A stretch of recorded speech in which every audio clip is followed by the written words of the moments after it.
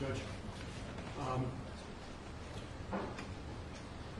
Mr. Van Dyke must be sentenced on the second-degree murder only. And inasmuch as it be stating the obvious, every second-degree murder, someone has been killed. Everyone. The legislature, however, recognized the fact that there are all different kinds of second-degree murders. And when they classified second-degree murder as a Class 1 offense, they took special care to, number one, extend the normal 4 to 15 range to 4 to 20 for those individuals that were more deserving of a greater jail period than other second-degree murder offenders. But one thing they also did is they allowed that Class 1 felony to remain probationable. Not a lot of Class 1 felonies are probationable, but this one is. And the legislature left it probationable because they recognized that in some cases, a second-degree murderer might be deserving of probation and no more jail time. The legislature also established factors to assist the court in fashioning the correct sentence. Factors in mitigation, factors in aggravation. And the factors in mitigation that are presented in the statute and that I will talk about briefly here are to determine whether or not this court should withhold a penitentiary sentence completely or minimize a penitentiary sentence. You will see that of the 18 or 20 mitigating factors, some don't apply to Jason Dyke's circumstances, but of those that could apply to the incident, almost all of them apply to Jason Van Dyke.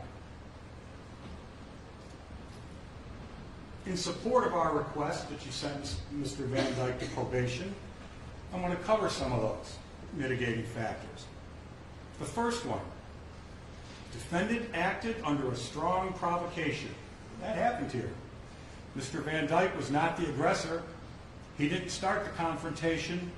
He reacted to what Mr. McDonald did. There were substantial grounds tending to excuse or justify defendant's conduct, though failing to establish a defense, and the defendant's criminal conduct was induced or facilitated by someone other than the defendant. Mr. Van Dyke did not start this. In fact, the motive for this crime is established by the jury's verdict. What do I mean by that? By virtue of the fact that they found him guilty of second degree, they believe that his motive here was that he thought he was acting in self-defense, even though it was unreasonable. But he thought that. There's no other motive to be discussed in this case.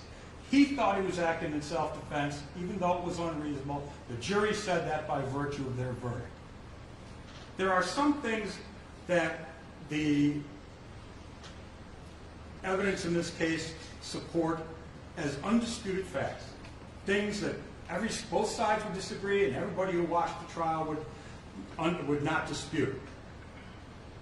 Mr. Van Dyke was working as a police officer, a thankless job, at the time this incident occurred.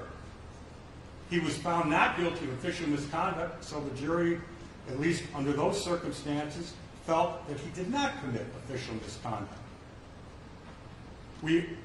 Additionally, Mr. Van Dyke was responding to a call for help. I think one of the witnesses in mitigation testified that the police run towards danger and not away from it. That's what Mr. Van Dyke was doing. A citizen complained about some very violent things that had happened to him. It's undisputed that Mr. McDonald committed many serious offenses prior to his encounter with Jason Van Dyke, from forcible felony of burglary to attacking Mr. Barillas with a knife, to criminal damage to state-supported property, to attempting to stab at the vehicle that Officer Gaffney was in. It's undisputed that when Mr. Van Dyke and Mr. McDonald encountered one another. Mr. McDonald was told to drop the knife over and over. He didn't. Mr. McDonald was told to stop. He didn't. Everything that happened was set in motion by Mr. McDonald. And as we sit here today, Mr. Van Dyke has been found guilty of second-degree murder. But those particular factors in mitigation scream out for a sentence of probation in this case. Additionally, the defendant has no history of criminal activity and has led a law-abiding life. Jason Van Dyke. The defendant's offense was the result of circumstances unlikely to recur. The defendant will no longer be a police officer. They'll never occur again. The character and attitude of the defendant indicate he is unlikely to commit another crime. Never committed one before. The defendant is particularly likely to comply with terms of a period of probation. You heard his wife say, Jason's wife say, he's a rule follower. The imprisonment of the defendant would entail excessive hardship on his dependents. And you heard testimony from several sources in mitigation, but in particular from Tiffany Van Dyke, that it would and is currently a hardship on the family trying to make ends meet without Jason's income and without Jason being there for the girls and without Jason being there, period. You heard a lot of testimony from mitigation witnesses about what a great husband Jason Van Dyke is, what a great father he is, from his fellow workers about what a great police officer he was. You have before you evidence of that. Almost 50 honorable mentions generated and given to Jason Van Dyke for a job well done. From gun cases to murders to burglaries to robberies to every type of felony that you can imagine.